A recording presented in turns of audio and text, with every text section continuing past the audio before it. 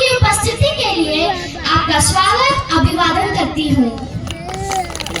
मैं आप सभी महान भावों का धन्यवाद करती हूँ कि आपने मुझे मंच देकर उत्तरायणी पर घुघुतिया पर कुछ बातें रखने का अवसर प्रदान किया है।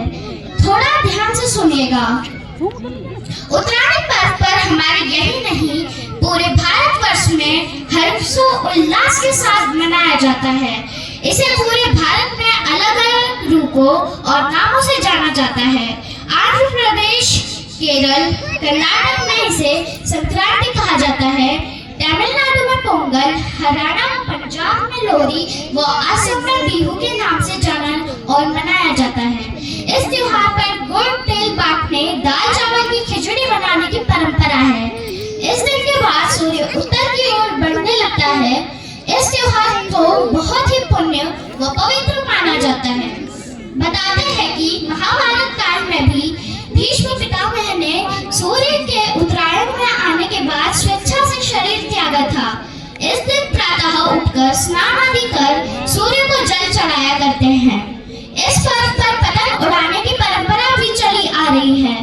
पूरे क्षेत्र में जहाँ तक मेरी आवाज पहुँच रही है, मेरे लोगों से निवेदन है कि वह सामान्य धागे का ही प्रयोग पतंग उड़ाने में करें।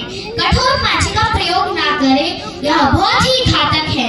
माची के प्रयोग से कई लोगों की जान चली गई है। कठोर माची का प्रयोग ना करें, यही मैं कहना चाहती हूँ।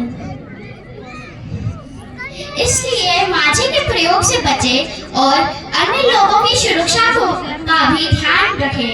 अब मैं आपको घुघुतिया त्योहार की कहानी सुनाती हूँ। आप लोग ध्यान दीजिए। आदिकाल में चंद्रवंश में एक राजा कल्याण सिंह हुआ करते थे। राजा की कोई संतान नहीं थी। राजा और रानी ने भगवान बागनाथ से पुत्र प्राप्ति हेतु प्रार्थना की, जिस पर भगवान की कृपा से उन्हें पुत्र रत्न की प्राप्ति हुई, जिसका नाम निर्भय चंद्र पड़ा। रानी प्यार से निर्भय चंद्र को घुघुति के नाम से पुकारा करती थी।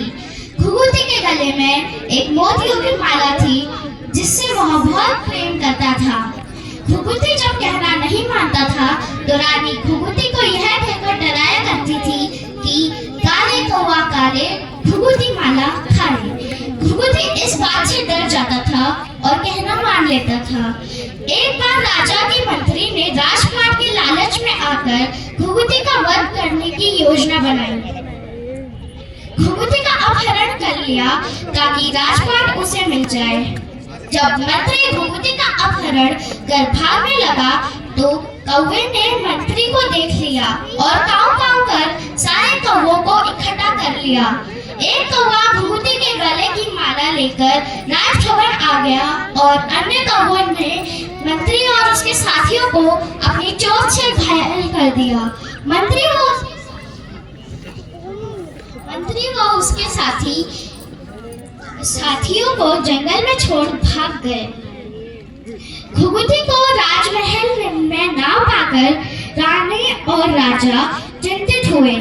तभी एक कौवे के पास घुघुति की माला देख राजा रानी का किसी घटना के घटने का अंदेशा हुआ और वे कौवे के साथ कौवे के पीछे पीछे जंगल में चलने लगे।